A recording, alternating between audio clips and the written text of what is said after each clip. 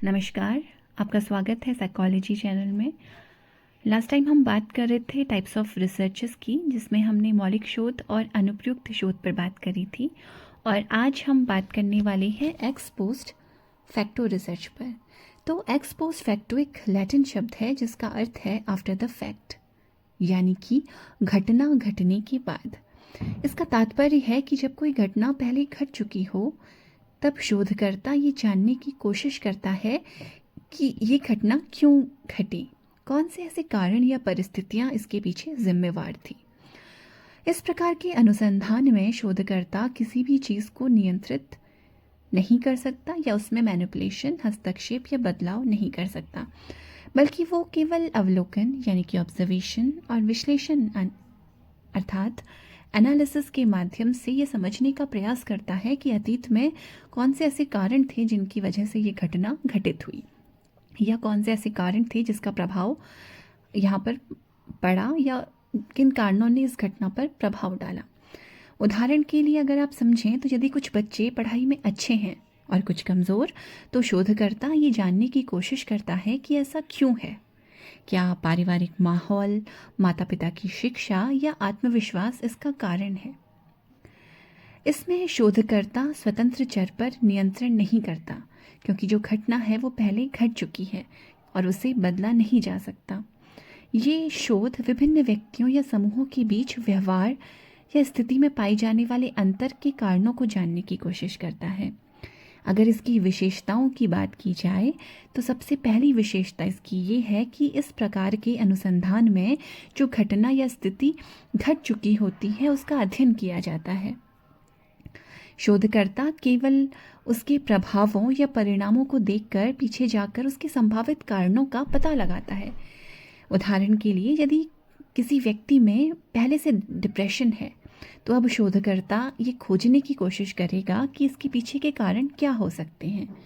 इसके अलावा इसमें इंडिपेंडेंट वेरिएबल को मैनिपुलेट नहीं किया जा सकता। प्रयोगात्मक अनुसंधान, जब हम एक्सपेरिमेंटल रिसर्चेस की बात करते हैं तो वहाँ पर हम स्वतंत्र चर में हस्तक्षेप कर लेते हैं, बदलाव कर लेते हैं, फेरबदल कर लेते हैं। लेकिन एक्स पोस्ट फैक्टो में ये संभव नहीं होता, क्योंकि यहाँ पर जो घटना है वो पहले से घट चुकी है और जो चीज़ घट चुकी है उसमें बदलाव करना संभव नहीं है और ये नैतिक रूप से भी उचित नहीं है। तो जैसे कि जेंडर है, हमारी पारिवारिक स्थिति है, बीमारी है, मृत्यु है आदि को समझने के लिए जब हम एक्स पोस्ट फैक्टो रिसर्च को करते हैं तो यहाँ पर जो ये इंडिपेंडेंट वेरिएबल है इनमें आप हस्तक्षेप नहीं कर सकते, इनमें मैनिपुलेशन नहीं कर सकते।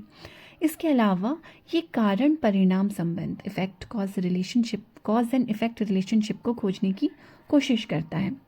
ये क्या कर रहा है, ये कॉज एंड इफेक्ट जो रिलेशनशिप है, ये कारण परिणाम संबंधों को खोजने की कोशिश करता है। इसका उद्देश्य ये जानना है कि किसी विशेष परिणाम के पीछे कौन से कारण हो सकते हैं, यानी कि किसी विशेष इफेक्ट के पीछे कौन से कॉजेज हो सकते हैं। शोधकर्ता ये सिद्ध नहीं करता कि यही कारण बल्कि यही कारण है, मतलब जो भी उसने रिसर्च की वो ये सिद्ध नहीं करता कि यही कारण है, बल्कि संभावित संबंध, जो पॉसिबल रिलेशनशिप है उन्हें वो बताता है। इसका जो यूज़ है वो नेचुरल सेटिंग में किया जाता है। तो जो एक्स पोस्ट फैक्टो रिसर्च है उसे हम कहाँ यूज़ करते हैं, उसे हम नेचुरल सेटिंग में यूज़ करते हैं। अनुसंधान जो है वो वास्तविक परिस्थितियों में किया जाता है। प्रयोगशाला की तरह कृत्रिम नियंत्रण नहीं होता। जैसे कि हम प्रयोगशाला में अगर कोई रिसर्च करते हैं तो वहाँ पर हम कंट्रोल कर रहे होते हैं वेरिएबल्स में, तो यहाँ पर इस तरीके की चीज़ें नहीं होती, क्योंकि हम इसे किसी प्रयोगशाला में नहीं बल्कि वर्तमान परिस्थितियों में नेचुरल सेटिंग में इसको कर रहे होते हैं। इसके जो निष्कर्ष हैं वो अधिक व्यवहारिक होते हैं, लेकिन उनमें सटीकता कुछ कम हो सकती है। इसके अलावा इसमें सांख्यिकीय विश्लेषण किया जाता है। ये सांख्यिकीय विश्लेषण पर निर्भर करते हैं, क्योंकि इसमें प्रयोग नहीं किया जाता, इसलिए परिणाम निकालने के लिए गणितीय या सांख्यिकीय परीक्षण, जैसे कि एग्जाम्पल के लिए टी टेस्ट है, काई स्क्वायर है आदि का प्रयोग किया जाता है। इसमें ये पता लगाया जाता है कि दो या अधिक समूहों के बीच जो अंतर है वो सिग्निफिकेंट है या नहीं, वो सार्थक है या नहीं। ये तुलनात्मक प्रकृति के होते हैं, कंपैरेटिव होते हैं। इसमें सामान्यतः दो या अधिक समूहों के बीच में तुलना की जाती है, जैसे उच्च उपलब्धि वाले छात्र बनाम निम्न उपलब्धि वाले छात्र, धूम्रपान करने वाले व्यक्ति बनाम धूम्रपान ना करने वाले व्यक्ति। अगर हम इसमें अनुसंधान प्रक्रिया की बात करें, जो स्टेप्स हैं एक्स पोस्ट फैक्टो रिसर्च के, तो सबसे पहले हम क्या करते हैं, आइडेंटिफिकेशन ऑफ प्रॉब्लम, समस्या की पहचान करते हैं। सबसे पहले शोधकर्ता ये तय करता है कि किस समस्या का अध्ययन वो करना चाहता है। उदाहरण के लिए, क्यों कुछ छात्र लगातार परीक्षा में असफल होते हैं जबकि अन्य सफल होते हैं। जो इसका सेकंड स्टेप है वो है चरों का निर्धारण, आइडेंटिफिकेशन ऑफ वेरिएबल्स।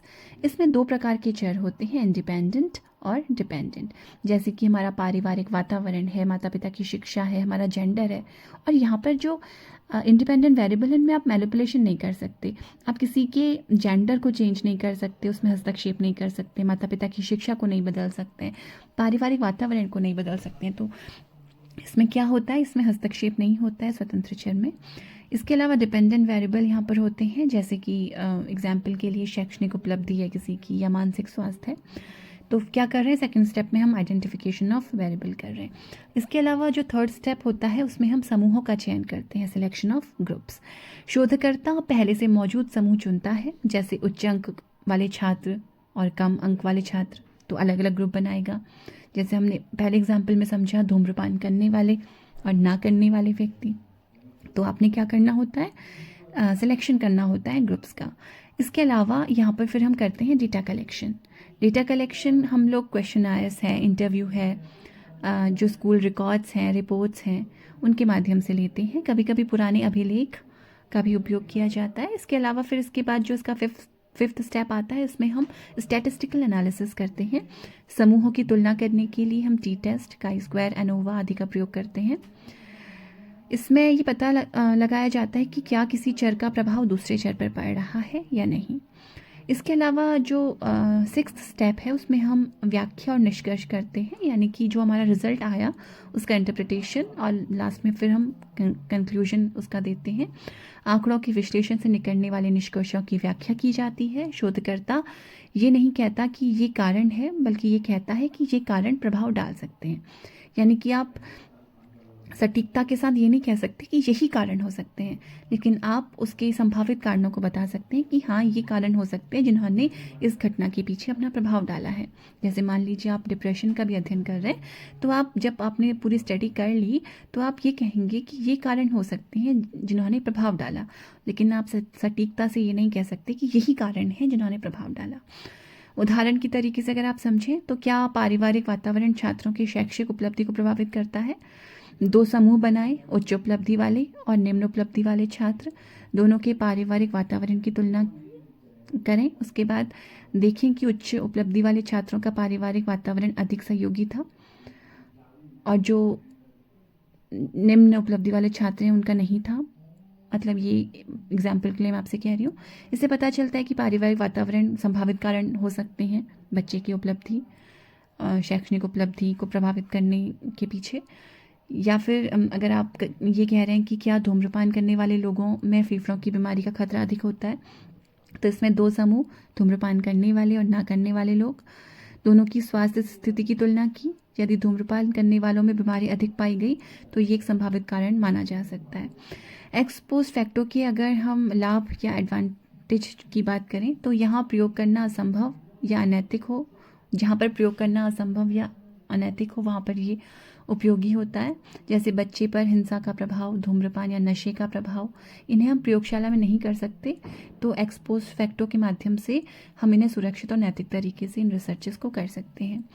इसके अलावा प्राकृतिक परिस्थितियों में हम अध्ययन कर सकते हैं। इसमें शोधकर्ता वास्तविक जीवन में घटित होने वाली घटनाओं पर शोध कर सकता है और उनके निष्कर्ष पर पहुंच सकता है।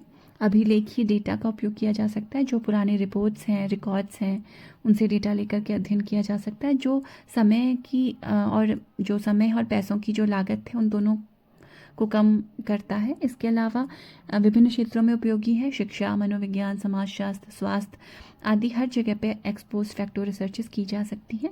इसकी कुछ लिमिटेशंस भी हैं, सीमाएं भी हैं।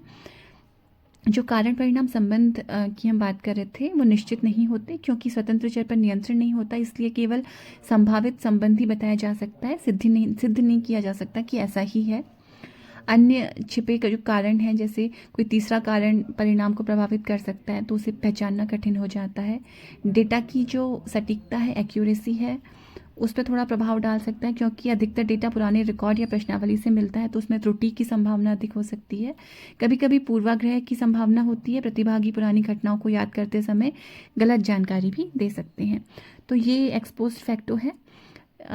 बहुत कुछ अंतर है एक्सपोज्ड फैक्टो और एक्सपेरिमेंटल रिसर्चेस में।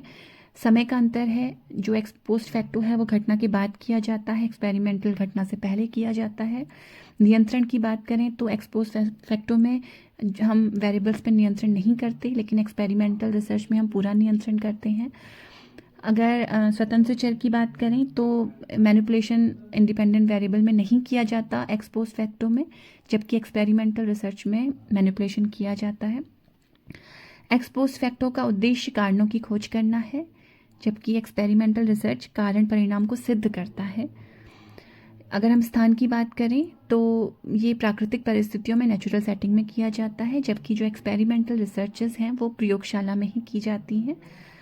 तो इस तरीके से एक्सपोज्ड फैक्टो का यूज़ किया जाता है। अगर उपयोग की बात करें तो छात्रों की उपलब्धि में अंतर के कारणों का अध्ययन करने के लिए, विद्यालय छोड़ने के कारणों की खोज करने के लिए, परिवार के वातावरण का प्रभाव क्या है उसका अध्ययन करने के लिए, शिक्षक के व्यवहार और छात्रों के दृष्टिकोण का संबंध क्या है उसका अध्ययन करने के लिए, मानसिक स्वास्थ्य या तनाव के कारणों का अध्ययन करने के लिए, जो इस तरीके के विषय हैं जो हमारे दैनिक जीवन से संबंधित हैं, प्राकृतिक नेचुरल सेटिंग से संबंधित है, उन पर ये जो रिसर्चेस हैं एक्सपोज्ड फैक्टो के माध्यम से की जा सकती हैं।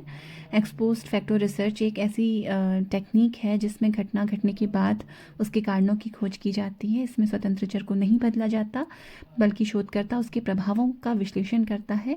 ये अनुसंधान कारणों की संभावना को बताता है, जबकि उसका सत्यापन नहीं करता। तो आज हमने जाना कि एक्सपोज्ड फैक्टो रिसर्च क्या है। अगले लेक्चर में हम अगले टाइप के साथ मिलेंगे। तब तक के लिए नमस्कार।